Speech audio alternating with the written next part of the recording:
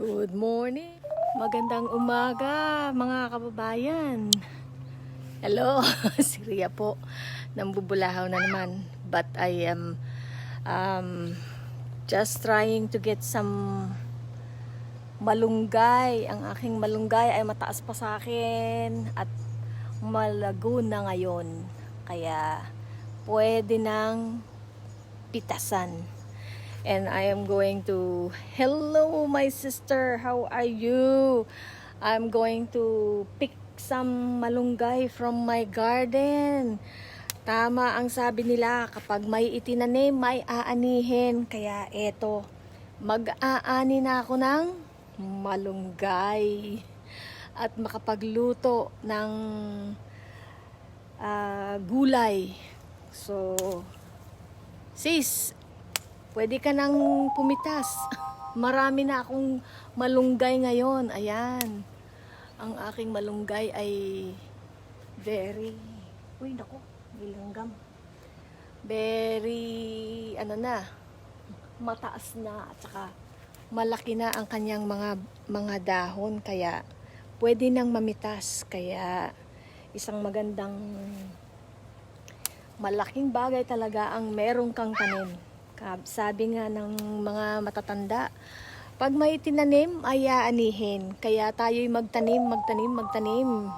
Ano mang maitatanim sa ating bakuran. Ayan, no? Laki. Malaki na ang aking malunggay. Meron akong kaibigang meron siyang nararamdaman. Ayan. Malunggay. Kaya sana po ay ituloy natin. Tayo'y magtanim para may anihin. Kagaya ng sabi ni Kuya Ramongo of Lutong Bahay, pag may tiyaga, may nilaga. Ngayon ay hindi nilaga ang aking iluluto. I'm planning to make some munggo with malunggay. Nako mukhang masyado. Pwede na itong matapos na. So maraming salamat at sana po ay tulungan ninyo ang ating kalikasan. Magtanim tayo ng maraming puno, maraming halaman. Nang maganda ang ating kapaligiran kapag maraming green ang ating nakikita at natatanaw. Kaya tanim po tayo dyan. Maraming salamat and God bless. Bye-bye. Hey, magandang umaga. Tayo pong magluto ng ginisang munggo. I'm going to cook some ginisang munggo today. And natapos ng adobong manok with gata. Kitang-kita naman. Hello, how are you my dear sister? This is called chicken adobo. And I'm going to cook mongo bean. This is actually mongo that I boiled. And in this, the water has finally subsided and it's all dried up. In this, I can make as a hopia filling. And I can also use this as ginisang munggo. So at first, I have heated my pan. And I'm going to put some garlic. I thought I heated the pan. It's not heat yet. It's not hot yet. So the pan is heating up right now. So I'm going to cook this garlic. And as you see earlier, I think you saw me picking up some of my malunggay right from my garden. Not garden, right in the front yard. I didn't really have a garden, but this is freshly picked malunggay. And ang aking ingredients, of course, we know very well my ingredients are always garlic, onion, and tomato. I think I could be called the queen of onion and garlic and tomato. That's my main ingredients. I'm reserving this other minced garlic for something else because I also got some bitter melon from the store, but I will cook this separately. Bitter melon and eggplant. So you wait until your garlic is a little brown. Much better if it's brown, but sooner or later it will turn brown. I cook fast. You can see. Yan. I am now adding my garlic. Oh, not the garlic, onion, Hello, Aljero Alfonso. How are you?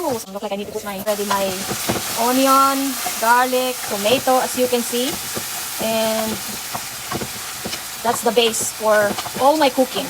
You can add chicken, pork, and fish with this base, and you can make any dish from that base. Ayan. Hello, Liberty MOLAR. How are you? Galing na chef in Arizona are watching. Nako, kailangan pagbutihin ko nito. Teka. Uli, ito naman yung i-add ko ulit. Ibabalik. I need some shrimp for my bitter melon. Ayan. Ito po ang aking ginisang munggo. At sabi ko nga sa inyo, I cooked some munggo earlier, and now I'm adding my boiled munggo bean. And ganyan lang siya.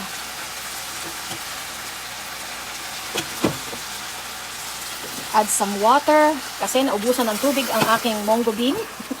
So now I have to add more water to this.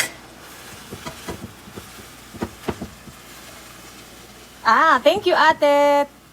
Kuya Te. Hello. He says I'm making him hungry. That's the point, Kuya Te. People will be inspired by my cooking and magluto din. Kanina I shared to them to plant. So I hope many others will be inspired to plant some malunggay. Yeah. Ito naman ang aking I'm adding more water. So mas masarap, mas marami ang sabaw. Sabaw ng munggo bean with freshly picked malunggay. Yan ang katapat ng ginisang munggo. Lagyan din ng piniritong tuyo o daing. Hay nako.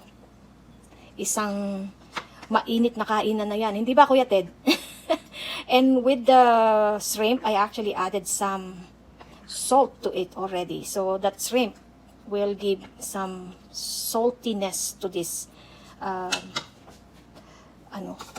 dish. And naku, muntik na. Muntik na matapon ng aking salt. I'll add some salt para medyo siguradong may lasa. Kasi without the flavor, the food does not have taste pag walang salt. Di ba, Kuya Ted? Ayan. So, ibaba ko muna para makalagay ako ng ground pepper. So, yun lang naman ang aking ingredients. Ground pepper, salt, wala nang baking. No MSG. Ayan. Salamat po sa pag-iintay at sa lahat sa mga inyo na nanonood. Great, thank you po. At sana ay mag-enjoy kayo. Hindi po ako professional chef. Ano lang po, nagtatry lang magluto. Medyo nagbo-boil na ang ating ginisang munggo. This is what you call ginisang munggo. And I just have shrimp. I devein the shrimp and add some salt and saute onion, garlic, and tomato. And add this boiled, this is called mung bean or mongo bean. And you can do many things with mongo bean. In fact, you can even make this into a dessert and make it into hopya. Basically, you just add I think too much, I was in a hurry, ha? Kaya I'm sure we will be laughing. I still have my malunggay still has some stem. But since it's organic and naku, naparami yata ang malunggay ko. Lagay ko na lang sa aking iluluto mamayang iba. Kasi pag masyado namang puro malunggay, baka maglasang malunggay na lang ito. Hindi na to munggo bean. Malunggay bean na. So, yan. Yan po ang aking ginisang munggo. And with the malunggay, oh my, it will really taste so good. I think I will add more water para yes. Ganyan lang po ako magluto, mabilisan. Parang cooking with Yan. Cooking with Ria is always a fast one. So, yan. Luto na po ito.